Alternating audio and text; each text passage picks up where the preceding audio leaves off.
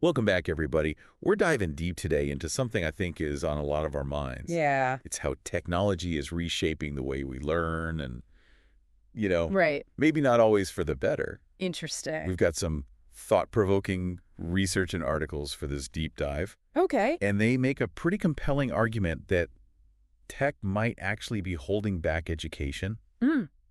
rather than pushing it Yeah, forward. it's a bold statement. It is right. Some of the things they highlight are things you've probably noticed yourself. Okay, like what? Well, like how our attention spans just seem to be shrinking. Yeah, definitely. And how instead of really thinking things through, we just kind of default to quick Google searches. Oh, yeah. I see that. And of course, there's social media, which sometimes feels like it's taking over everything. It's everywhere you look. Exactly. Yeah.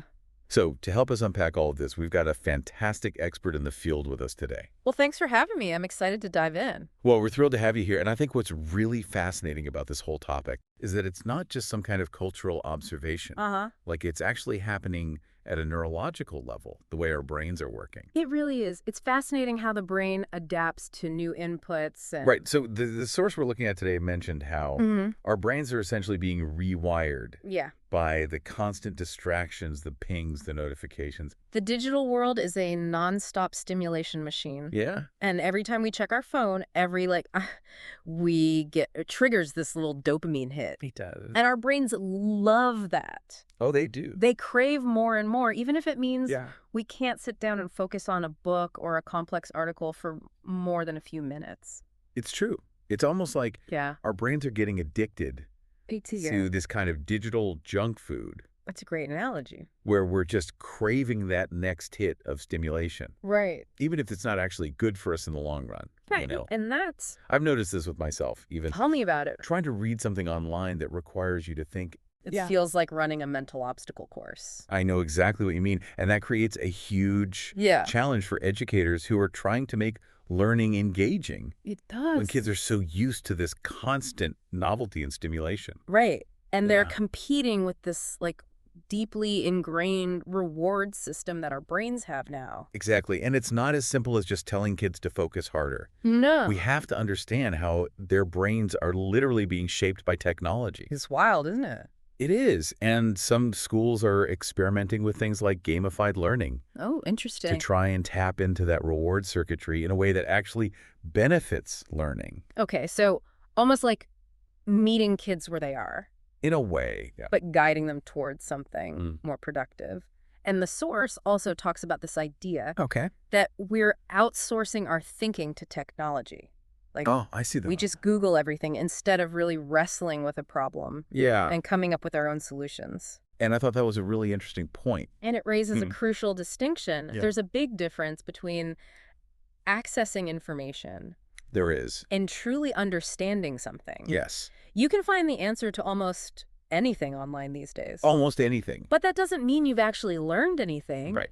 It's the process of grappling with an idea, Yeah. analyzing it, figuring things out for yourself. Mm. That's what develops critical thinking. It's like the difference between Yeah. knowing the route to get somewhere versus actually navigating there yourself. Good analogy. Right. Like you might end up at the same destination, Right. but the skills you developed along the way are completely different. Exactly. And speaking of outsourcing our thinking, what about all these AI tools Oh, yeah. like ChatGPT that can write essays for students now?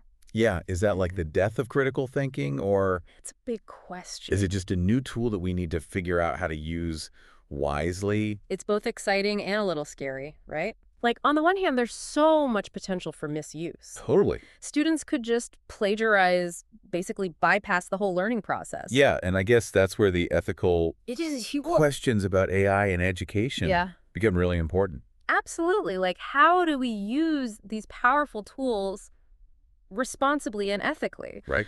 But there's also the potential for AI to be a really valuable tool Okay. if it's used the right way.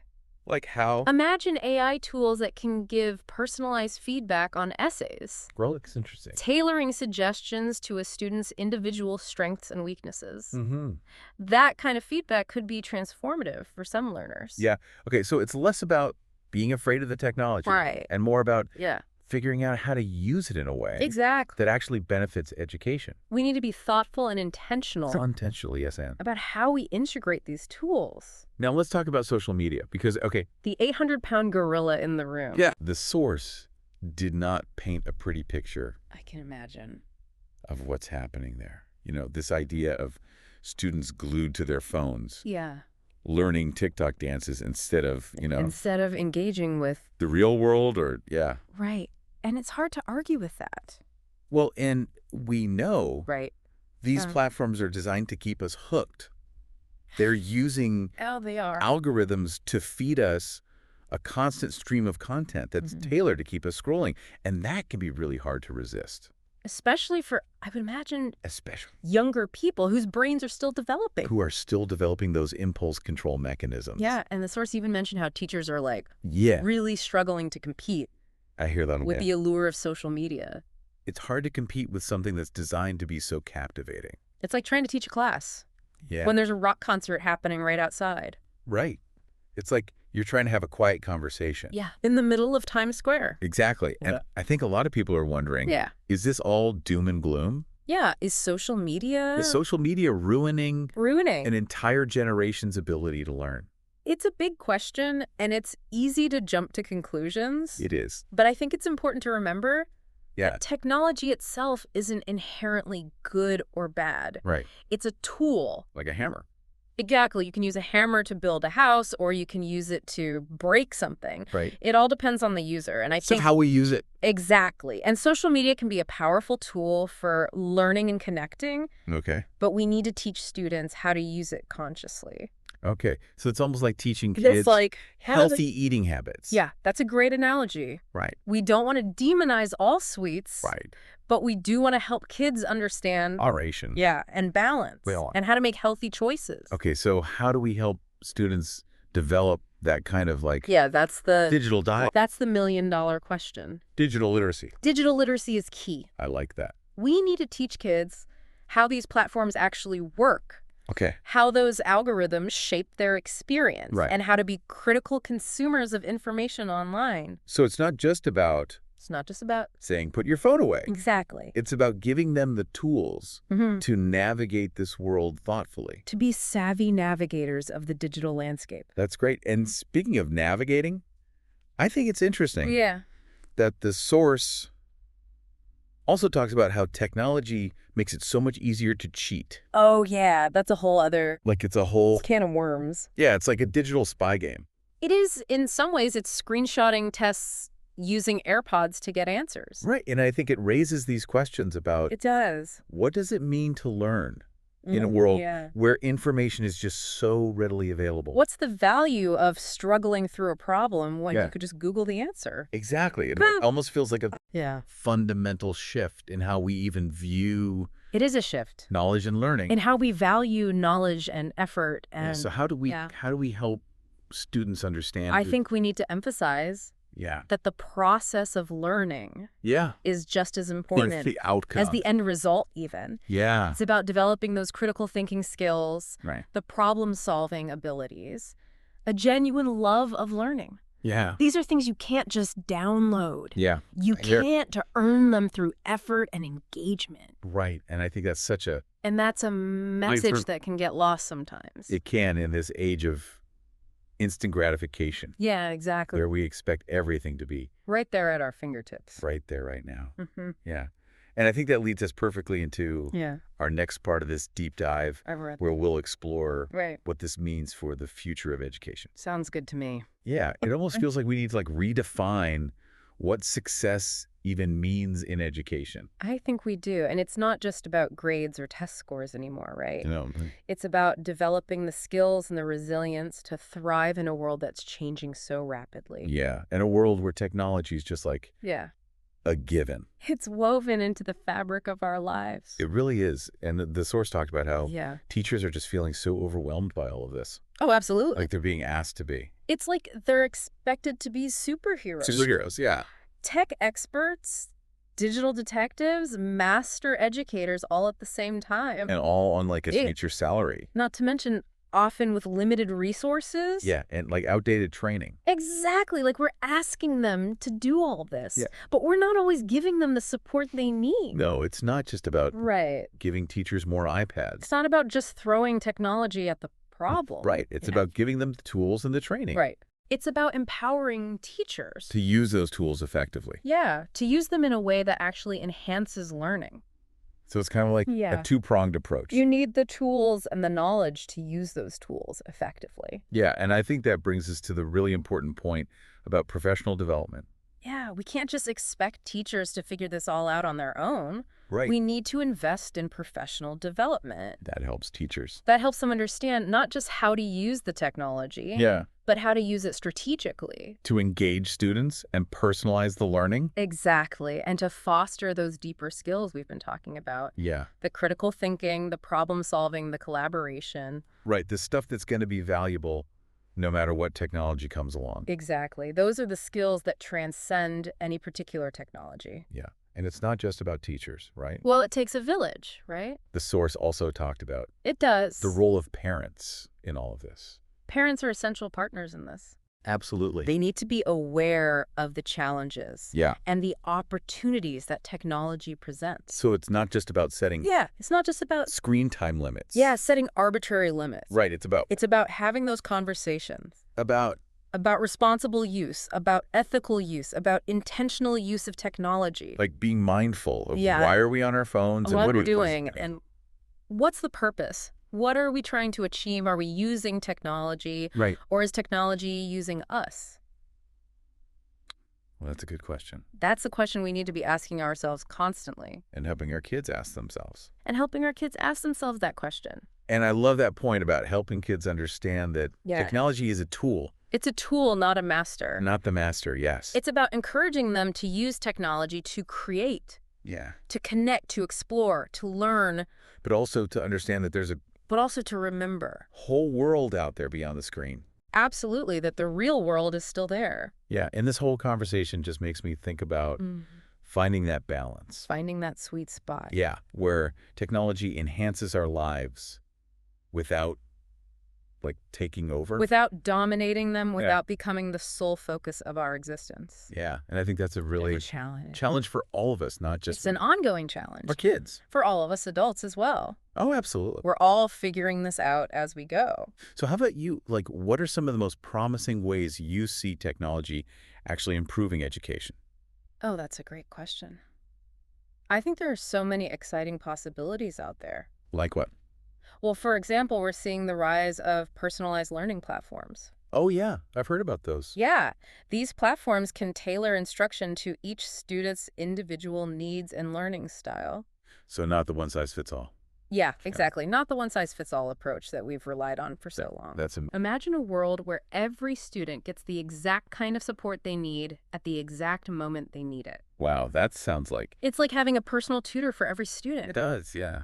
And these platforms can also provide real-time feedback, Oh, that's great. allowing students to track their progress and see where they need more help. So they can be more. Exactly. It empowers them. Yeah, empowered in their own learning. It helps them to feel more engaged and motivated and confident in their abilities. I love that. And I'm also thinking about how technology can connect students Yeah, to a much wider world of learning opportunities. absolutely. Like through online courses, Right. virtual field trips, collaborative projects. It's amazing. Students can connect with peers and experts from all over the globe, From all over the world, yeah. expanding their horizons, Yeah. deepening their understanding of different cultures and perspectives. And let's not forget about the potential Yeah, and the mind-blowing potential of, like, virtual reality and augmented reality. to create truly immersive learning experiences.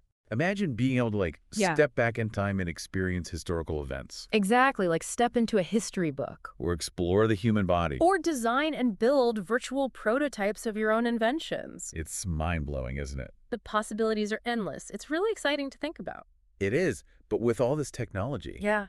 how do we make sure we're not losing sight of, like, That's the crucial question. The human element of education. Technology should never replace the human connection that's at the heart of teaching and learning. No, I think we all agree on that. And we need to make sure that technology is used to enhance those connections. Yeah. Not to replace them. Not to replace them. And that means prioritizing. That means prioritizing face-to-face interaction. Right. Encouraging collaboration and teamwork, fostering a sense of community. So it's not about replacing teachers. No, definitely not. With robots? It's not about automating education. It's about humanizing it. Humanizing it. I love that. It's about empowering teachers with the tools they need to connect with their students in more meaningful ways. And I think that's a really great point to transition to the next part of our deep dive, where we're going to talk about what all of this means for the students themselves. Okay, I'm ready for that. Wow. It's been a fascinating conversation so far. It has. Exploring all these different angles of how technology is shaping education. And I think it highlights the complexity of this issue. Yeah, from the way our brains are literally changing to the skills we need to thrive in this digital age. Right. It's not a simple black and white situation. No, it's not. And it's clear there are no easy answers. Easy answers or quick fixes. It really is about ongoing dialogue and exploration. Yeah, and technology ultimately is... Technology is a tool. A tool. And like any tool... It can be used for... It can be used for good or for ill. It all comes down to the choices we make. How we use it. How we use it. Yeah, as individuals, as educators, as a society.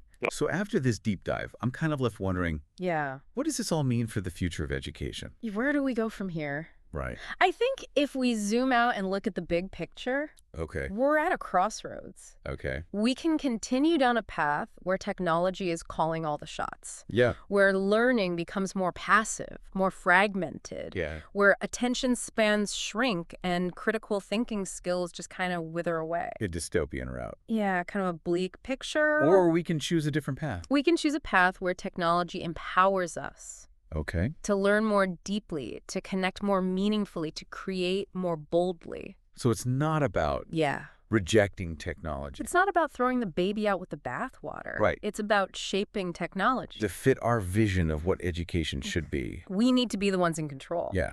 And that vision. And that vision should be ambitious. It should be. We should be aiming for a system of education that prepares students not just for the jobs that exist today, but for the challenges and opportunities of a future we can't even imagine. Yeah, and that's the exciting... What would that kind of education even look like?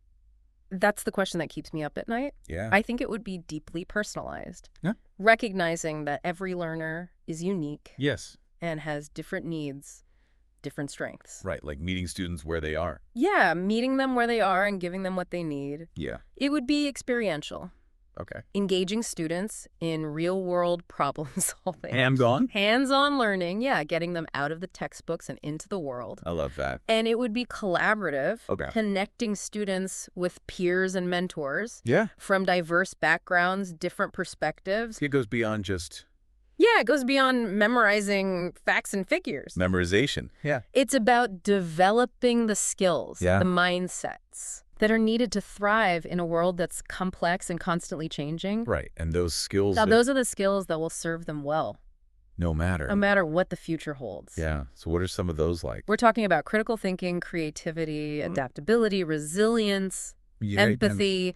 The human qualities that will be essential in the future. Right. Where technology is just woven into every aspect of our lives. So it's not about teaching kids how to code. Right. It's about teaching them. It's about teaching them how to be human. How to be human. In a digital age. I love that. That's it in a nutshell. And I think that's a really powerful takeaway from our deep dive today. I hope so. That technology isn't the enemy of education. Right.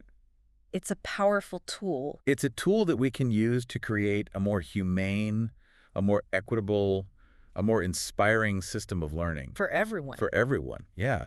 We need to make sure that everyone has the opportunity to benefit from these advancements. This has been such an incredible conversation. I've really enjoyed it. Thank you so much for sharing your insights. It's been my pleasure. And to our listener. Yeah, to everyone listening out there. We hope this deep dive has given you a new perspective. Yeah, a new way of thinking about this complex relationship. Between technology and education. Right, because it's not a simple issue. No. It's not. And as we've discussed, there are definitely challenges. Challenges to be addressed. But there are also amazing opportunities. To be seized. To be seized to really harness the power of technology. Yeah, and ultimately, the future of education is in our hands. It is. It's up to us to decide how we're going to use technology to shape the minds and hearts of the next generation. Yeah, we have a responsibility to guide them wisely. Absolutely. Right. So we encourage you to keep exploring these ideas. Yeah, don't let the conversation end here. To have thoughtful discussions. To engage with your communities. And to advocate for an education system that empowers all learners. to reach their full potential in this digital age. That's the goal. Thanks for joining us. Thanks, everyone.